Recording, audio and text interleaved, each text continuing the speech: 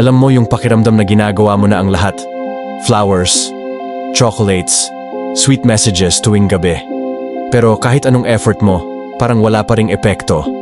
Yung tipong, mabait ka naman, consistent ka, pero bakit parang ikaw pa rin ang hindi pinipili? Kapatid, may kailangan kang maintindihan. Hindi lahat ng babae na-attract sa sobrang kabaitan. Oo, mabuting trait yan. Pero hindi yan palaging sapat para mahulog siya sa'yo. Karamihan sa kanila, mas na-attract sa mga lalaking tahimik pero may dating. Hindi madaldal pero may presence. Hindi clingy pero may lalim. Yung lalaking hindi kailangang magpa-cute dahil yung aura pa lang nakakaintriga na. Kung sawang-sawa ka ng maging nice guy na hindi pinipili at gusto mong malaman kung bakit may mga lalaki na hindi naman gwapo pero hindi makalimutan, tapusin mo ang video na to. Dahil ituturo ko sa'yo ang 7 galawang tahimik mga psychological moves na kapag ginamit mo ng tama, hindi lang siya mapapaisip sa'yo, kundi baka siya pa ang kusang lumapit. Ito ang mga galawang hindi halata, pero hindi rin niya kayang iwasan. Pero teka lang, bago ka lumalim sa mga galawang to, kailangan malinaw tayo sa isang bagay. Hindi ito para sa mga lalaking gustong manloko. Hindi ito magic tricks para paikutin ang babae. At lalong hindi ito script na gagamitin mo para magpanggap na kung sino ka hindi. Ang mga teknik na ituturo ko sa'yo, ginagamit ng mga lalaking may mataas na level ng self-awareness, mga lalaking hindi desperado, kundi disiplinado. Hindi para manggamit, kundi para makakonect ng mas malalim, ng mas totoo. Kasi sa totoo lang, ang utak ng babae, mas complex kesa sa iniisip ng karamihan. Hindi sapat ang good looks. Hindi rin sapat ang effort lang. Ang kailangan, presence, timing, at mental finesse. Kaya kung ang intensyon mo ay panandali ang laro, pwede mong iskip ang video na to. Pero kung gusto mong matutunan kung paanong ang kalmado, confident, at may matinong intensyon na lalaki ay kayang i-attract ang babae nang hindi sumusobra, nang hindi rin nagpapakababa, then welcome ka dito. This is not for players. This is for men who want to level up not just to attract a woman, but to understand how true connection works. Okay, ngayon na malinaw na ang intensyon mo, handa ka na bang matutunan ang mga galawang hindi halata pero siguradong tatatak? Ito ang 7 psychological moves na ginagamit ng mga lalaking hindi kailangan mag-ingay para mapansin. Mga lalaking may finesse, may presence, at alam kung paano gumalaw sa tamang tempo.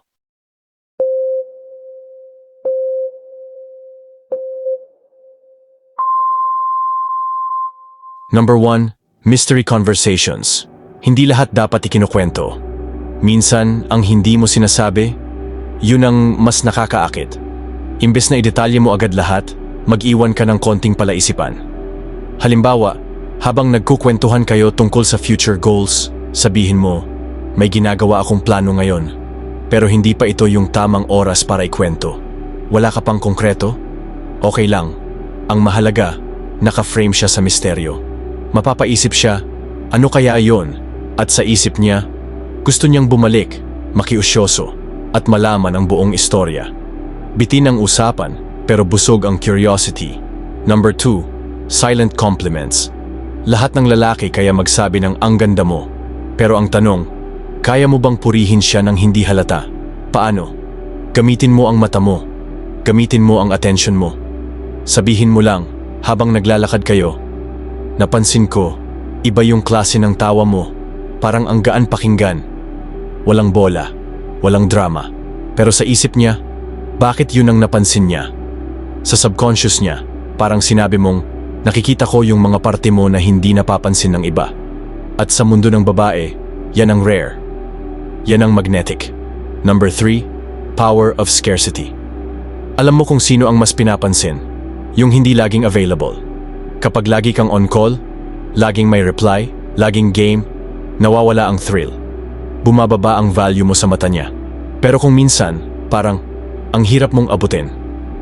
Nabisi ka sa sarili mong mundo, sa goals mo, sa passion mo. Biglang magiging curious siya. Anong meron sa kanya? Bakit parang hindi ako priority? Hindi ka pa nga gumagalaw, pero gumugulo ka na sa isip niya. Number 4, Control the pace. Lahat ng lalaki gusto agad-agad. Gusto ng date bukas, gusto ng sagot ngayon. Pero ang lalaking may disiplina, marunong maghintay. Mas lalo, marunong magpabagal. Halimbawa, tinanong ka niya, "Kailan tayo lalabas?" Imbes na sumagot agad, sabihin mo, "Depende, tingnan ko kung makasingit sa schedule." Hindi ka mayabang, real talk lang. May sarili kang priority, may sariling direksyon. At habang binabagalan mo, siya naman ang hindi mapakali. Bakit parang hindi siya excited sa akin? Ikaw ang may control. Ikaw ang tempo. Number 5, the subtle touch. Hindi lahat ng hawak ay halata. Pero, yung mga subtle, yun ang hindi malilimutan. Isang tawa sa joke, isang tapik sa braso, sandaling hawak sa likod ng palad habang tumatawid. Walang mali siya, pero may markang iiwan. Psych trick ito, anchoring. Kapag nakalink ang saya sa physical touch mo, babalik sa isip niya yung emotion na, yon, at ikaw ang dahilan. Hindi mo kailangan ng yakap. Isang tamang tapik lang, sapat para maalala. Number 6, push and pull technique. Ito ang game na bihira ang makabalanse, pero sobrang epektibo. Maging sweet ngayon. Malambing sa chat, interested sa mga kwento niya. Tapos kinabukasan, medyo distant. Short replies. Kulang sa energy. Sa isip niya, anong nangyari? Ako ba may mali? Pero pagkatapos ng ilang araw, balik ka sa dating vibe. Warm, sweet, kulit. Diyan na siya maa-addict kasi hindi ka predictable. At sa isip ng babae, ang lalaking mahirap basahin, siya ang nakakabaliw. Control the pattern. At ikaw ang magiging emotional trip niya. Number 7, controlled jealousy. Ito, master level. Hindi mo sinasabing may ibang babae, pero parang meron. Example, ang dami ko ngang kausap ngayon, pero minsan mas gusto ko yung tahimik na usapan. Hindi mo sinabi kung sino, pero biglang nag-activate ang utak niya. Sino kaya yung mga kausap niya? Babae ba? Mas close ba sila? Hindi mo siya pinagsisilosan. Pinapaalala mo lang na hindi siya ang sentro ng mundo mo. At doon siya lalong mapapasabak.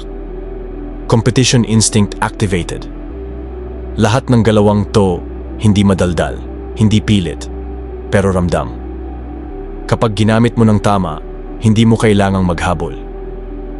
Dahil ang babae, kusa nang magtataka. At kusa nang mapapaisip kung bakit ikaw ang hindi niya kayang iwan. Handa ka na ba sa next move?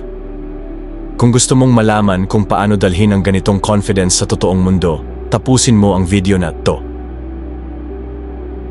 Alam mo kung bakit may mga lalaking hindi naman gwapo, hindi rin sobrang sweet, pero hindi makalimutan ng babae? Kasi hindi sila nakakahulog sa salita. Nakakahulog sila sa pakiramdam. Ang babae, hindi lang nakikinig sa sinasabi mo, mas tinitimbang niya kung ano ang nararamdaman niya tuwing kasama ka.